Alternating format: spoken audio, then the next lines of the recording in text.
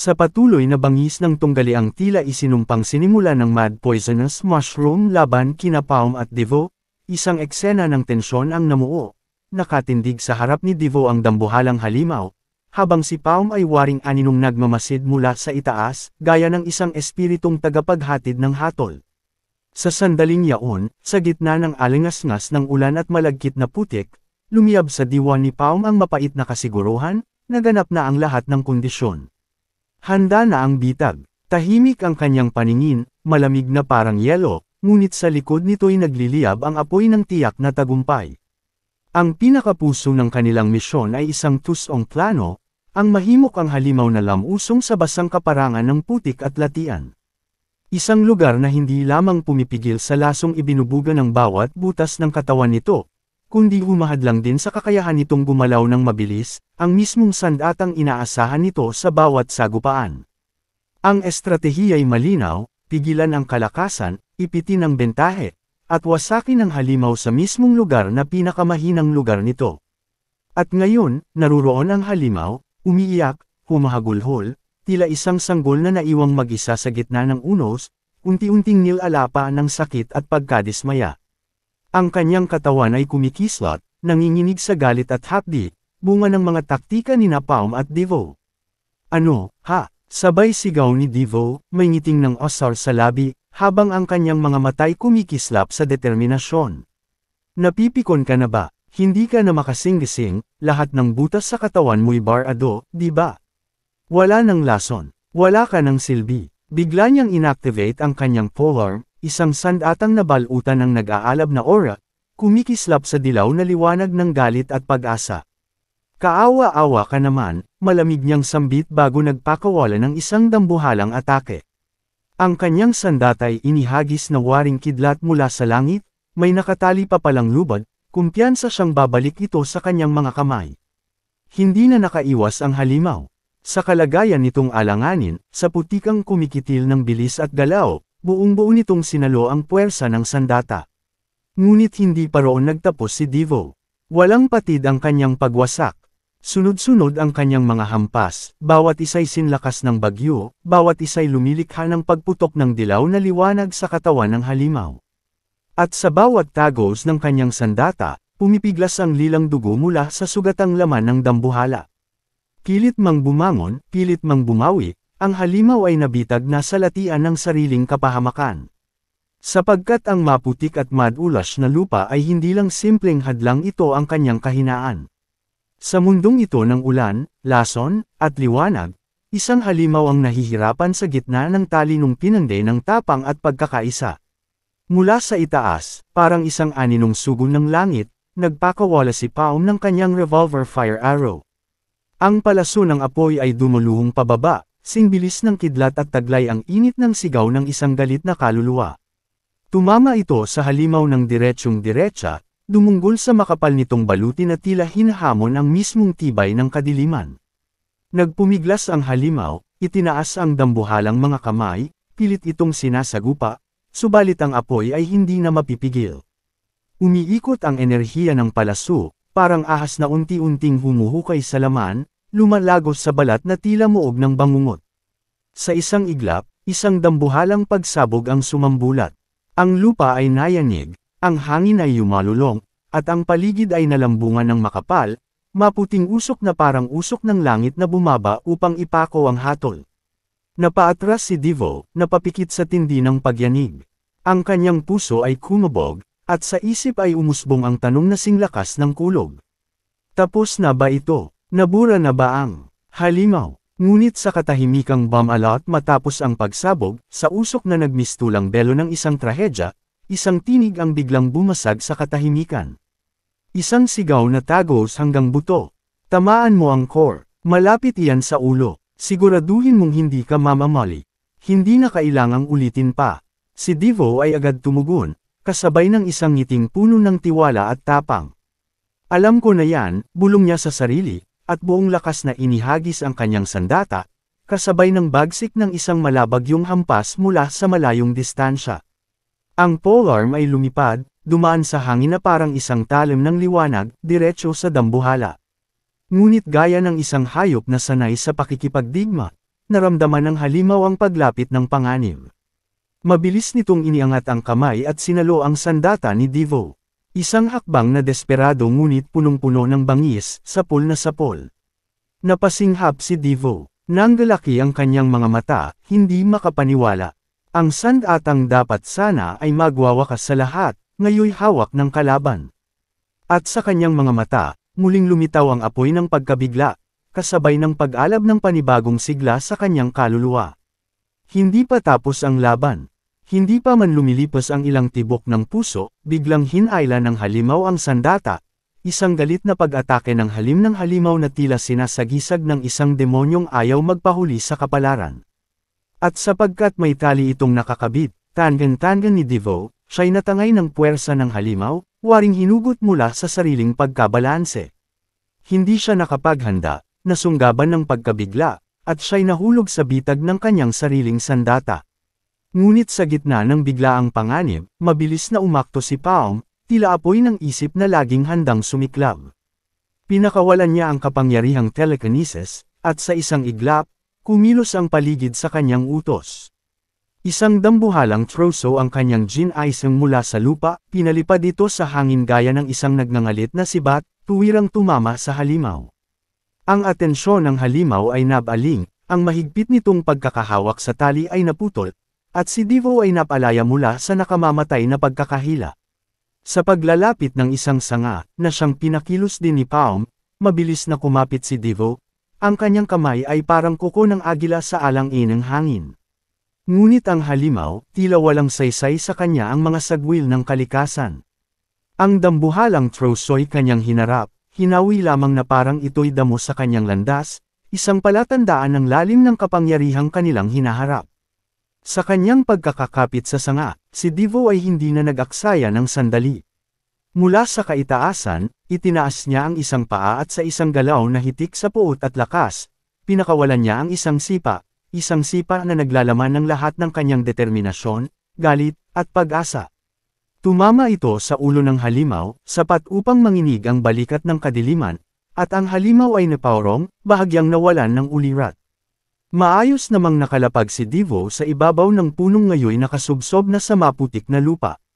Para siyang mandirigmang isinilang sa gitna ng kaguluhan basa, sugatan, ngunit matatag pa rin ang titig, handang lumaban hanggang sa huling hininga.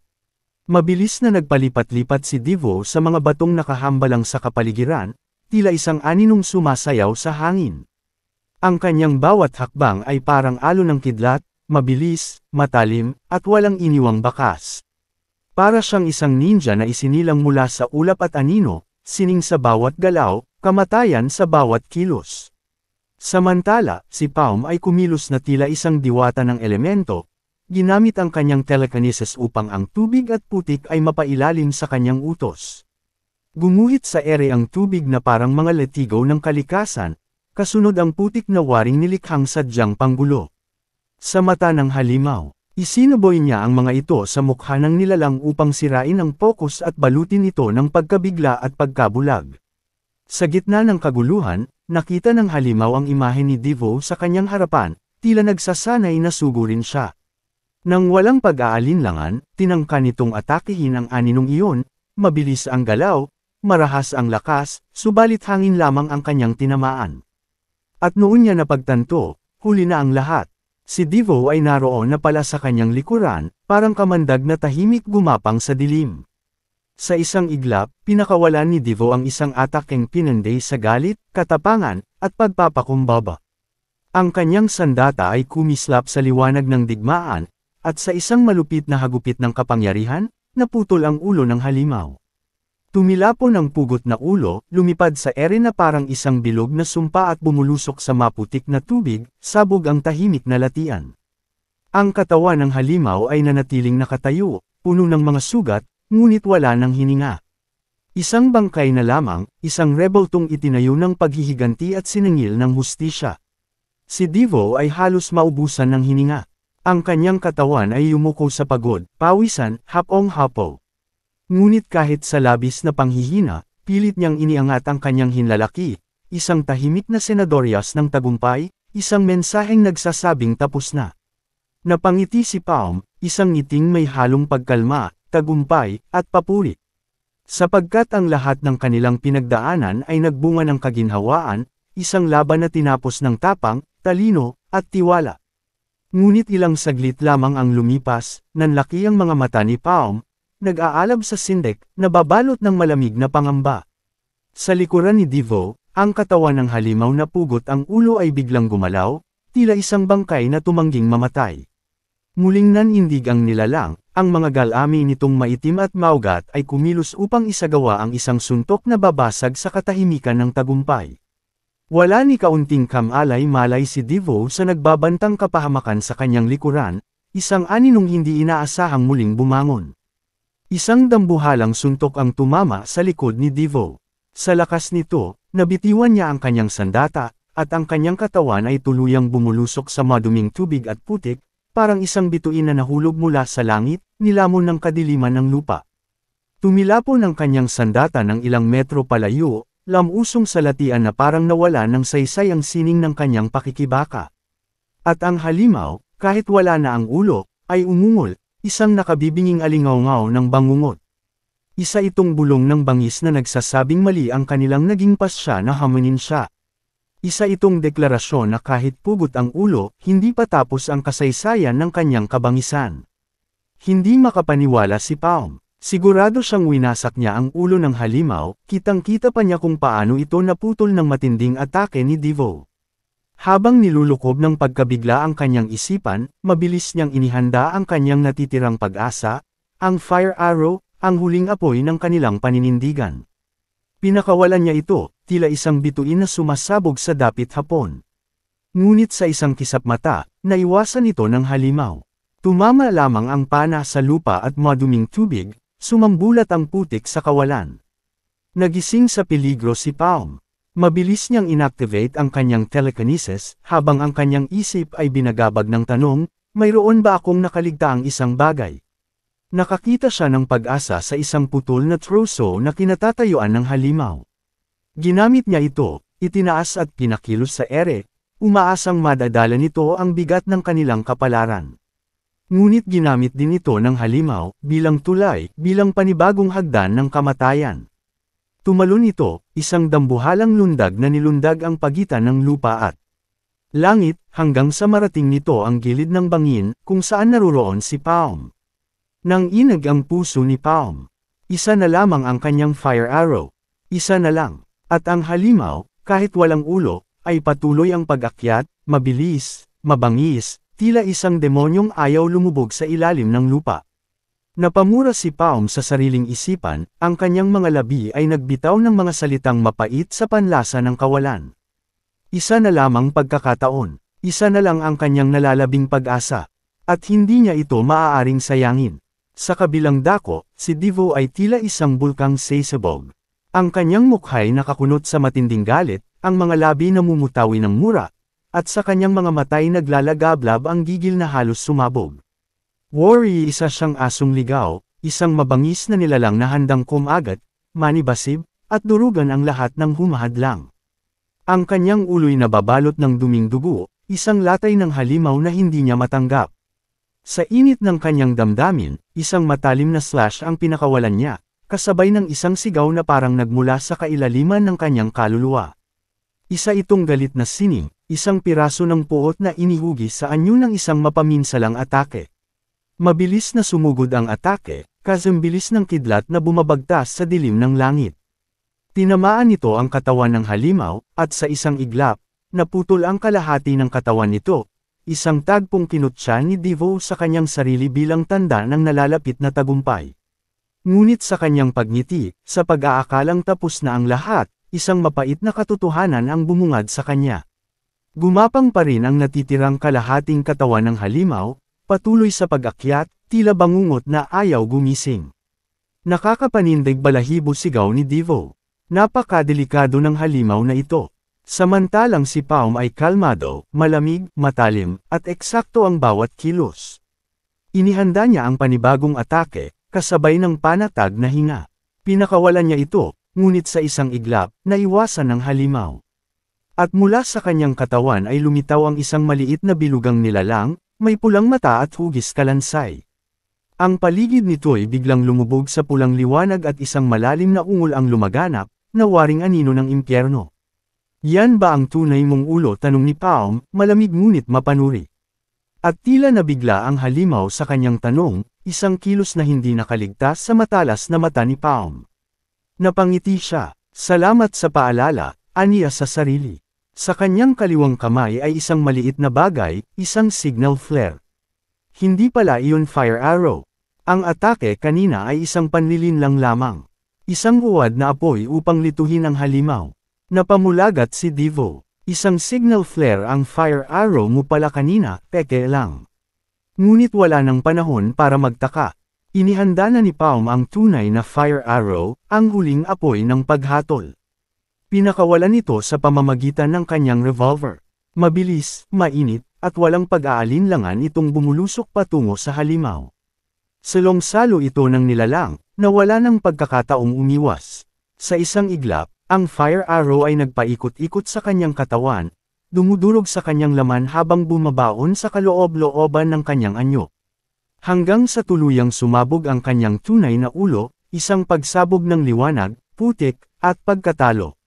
Ngunit kasabay ng kanyang pagkamatay ay ang pagkalat ng makapal na lilang usok, isang lasong nakakabaliw, isang bangungot na ayaw lumisan kahit patay na ang katawan. Nagpupumiglas si Devo sa latian, natatakot na baka iyon na ang kanyang katapusan. Ngunit mabilis ding kumilos si Palm. Sa isang iglap, ginamit niya ang kanyang telekinesis upang hilahin ang isang matibay na lubad, na nagsilbing lifeline ni Devo. Mula sa putikan, iniangat niya ito sa itaas, malayo sa kamandag ng lason. Hingal na hingal, napabulala si Devo. Akala ko, mamamatay na ako. Tahimik lamang si Palm, seryoso ang anyo. Ang kanyang tingin ay nakatuon pa rin sa ibaba, sa lasong nakababalot sa kakahuyan. At ang kagubatan sa ibaba nila ay naging isang hukay ng lason, pinangingibabawan ng pulang anino ng kamatayan. Isang paalala na kahit patay na ang halimaw, ang kanyang presensya ay isa pa ring panganib. Seryoso ang tanong ni Devo. Totoo bang tapos na ang lahat? Tumango si Palm. Oo, aniya, mahusay ang ginawa mo, Devo. Kukunin natin ang mana stone kapag nawala na ang lason. Ngunit bago pa tuluyang makahinga ng maluwag ang dalawa, isang bagay ang lumipad paakyat, isang anyo na binabalot ng pulang liwanag, kasabay ng makapal na usok. Nabigla si Palm, nanlaki ang kanyang mga mata, hindi sa takot, kundi sa pagtataka. Ang katawan ng patay na halimaw ay pumailan lang, hawak-hawak ang pulang mana stone, nagliliwanag sa gitna ng lason. Napatingala ang dalawa. Si Devo ay napangiwi, kasabay ng isang maikling tawa na puno ng inis at sabik. Sa isang sulok ng lungsod, sa isang opisina na puno ng mga lihim at panaginip, umalangaw ang malakas na halakhak, isang halakhak na puno ng pang-aasar, ligaya, kaunting galit. Si Ginoong Recon ang naglalabas ng tinig na iyon, tila isang alon ng sigla na dumadaloy sa malamlam na silid. Ginoong Obvious, bumalik ka na agad. Sambit niya na may halong pang-aasar. Parang kidlat ang bilis ng pag-uwi mo, hindi ba? Makikita sa mga kamay ni Ginoong Obis ang titig ng kanyang gigil, pagkabigla pagkairita. Subalit ang kanyang mga labi ay nanatiling mahigpit na nakaipit, tahimik na hindi nagsasalita sa tanong ng kasama. Ngunit patuloy pa rin ang halakhak ni Ginoong Recon na may malikot na sigla. Ang pagiging ninipin mo ugaling hindi marunong maghintay, Ginoong Obis, parang hindi nagbabago, gaya pa rin ng dati. Sa di kalayuan, biglang samalita si Ginoong Obis, patawad sa nangyari. Dapat nga talaga ang Signals Knights. Hindi niya natapos ang pangungusap dahil malakas na pagkatok sa pintuan ang biglang pumutok sa katahimikan ng silid. Galit na sumigaw si Ginoong Obis, sabi ko ba, huwag niyong istorbohin. Umalis na kayo. Kitang-kita sa kanyang mga mata ang apoy ng galit na tumutuloy hanggang sa kanyang mga kamay. Ngunit biglang bumukas ang pinto, isang tinig ang sumigaw, papasok na po. Napamura si Ginoong Obis, sino ba itong hanggal? Ngunit agad siyang natigilan, parang ang kanyang katawan ay nanlamig hindi kumilos, habang lumalaki ang kanyang mga mata sa pagkabigla. Si Ginoong Recon ay nanatiling tahimik, mapanuring nagmamasid sa bagong pumasok. Ang taong iyon, ang bida nating si Palm, dumating na lugmok sa dumi, mga damit punit-punit, Ang bawat hakbang niya ay dala ang bigat ng mga pagsubok, mga sugat ng digmaan. Napangisi si Ginoong Recon, isang ngiting tila nagmumula sa kailaliman ng kanyang kaluluwa, may halong demonyong kasabikan. Interesante, aniya sa sarili, marami pa akong balak para sa kanya sa loob ng 100 Man's Gate. Dito nagtatapos ang ating kwento sa ngayon. Abangan ang susunod na kabanata, kung saan mas lalalim kapanabik ang mga pangyayari. Huwag kalimutang mag-like, mag-comment, i-share ang video upang makatulong sa pag-abot ng ating kwento sa mas marami pang puso. Sa mga bago pa lamang, huwag mag-atubiling mag-subscribe upang sabayan ang paglalakbay ng ating mga bayani. Maraming salamat sa inyong walang sawang panunood. Hanggang sa muli.